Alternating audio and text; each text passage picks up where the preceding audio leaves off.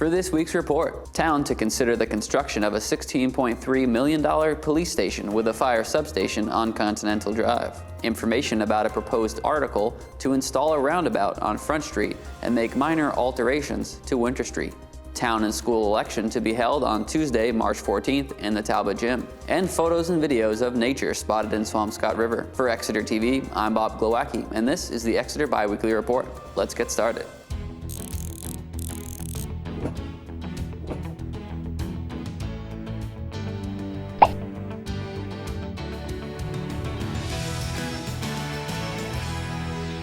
After years of discussions and evaluations, the town will consider building a new police station with a fire substation at the upcoming town election.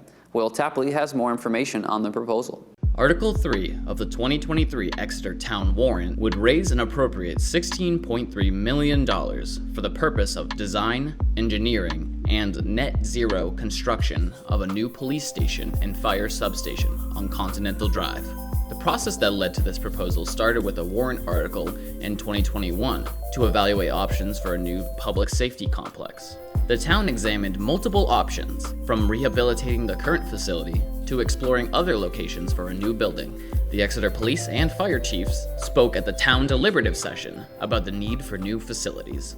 We are now at the point of simply having used up all of our available space or lack functional necessities, which are impacting several important high liability areas of policing. We routinely see that the blinking yellow light nearly at Mr. Flockhart's home at Winter Street and Epping Road is the 4-minute demarcation from Court Street.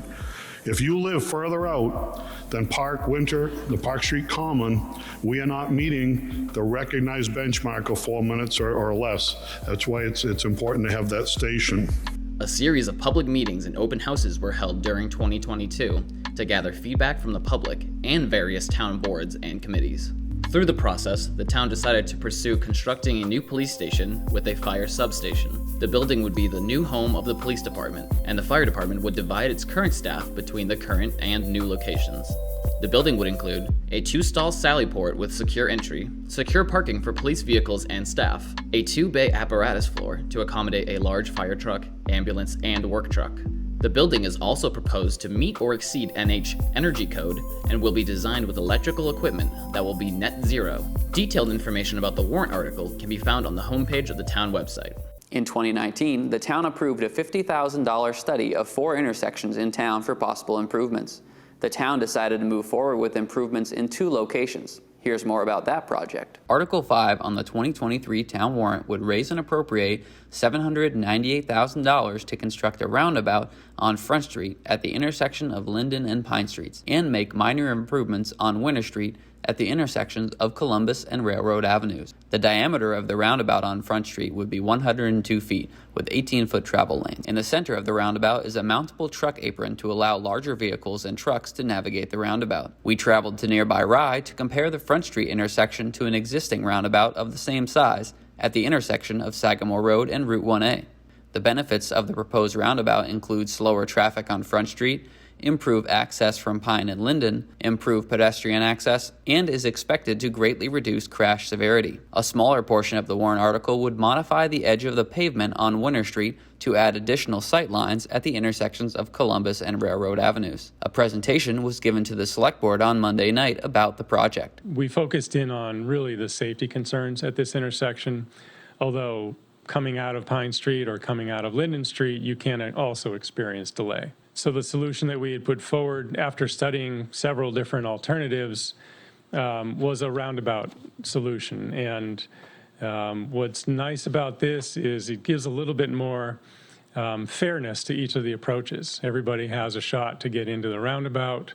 They have to yield to the cars that are already in the roundabout, but it really balances the traffic flow better than what's out there today. Residents can watch the presentation, which starts at about 26 minutes into the meeting. Detailed information about the proposed improvements can be found on the town warrant article fact sheet on the town website. The town election is just under 2 weeks away. We've already learned about 2 warrant articles so far in this week's report, and now Gabe Perez has more information about the election itself. The town election will take place on March 14th from 7 a.m. to 8 p.m. in the Talbot Gymnasium, located at 40 Linden Street within the Seacoast School of Technology. Parking is located at the rear of the building. Voters will be casting their ballots on town and school warrant articles as well as electing local and school officials.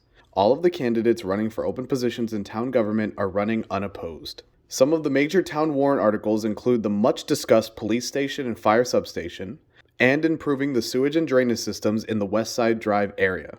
Other articles include the town's operating budget, constructing a solar array, and several more. There are also 2 citizens' petitions, one relating to completely opening the Swayze Parkway roadway to vehicles, and another to create an ordinance to reduce and limit the distribution of single-use plastics on all town properties. On the Exeter Region Co-op ballots, residents will find 3 articles. Article 1 is the operating budget of $69,224,030, which is an increase of $310,131. Articles 2 and 3 are for appropriating $150,000 to the Capital Reserve Fund and $50,000 to the Synthetic Turf Replacement Capital Reserve Fund, which will come from the fund balance. You can find all of your local election information on the town website at exeternewhampshire.gov/elections.